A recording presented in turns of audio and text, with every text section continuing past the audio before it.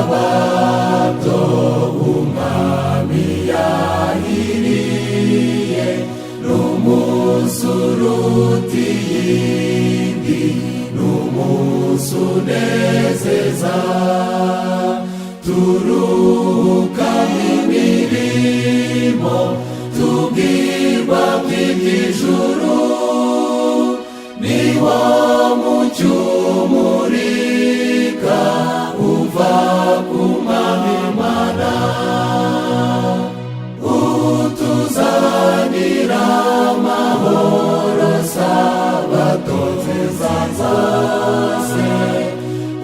utuzanira amahoro sabato nziza. Yawe zisabato mazuramye uwo Mwami wabwiye intumwa zati ndi nyir'ubugingo, nibacishisha bugufi dukorera Umukiza,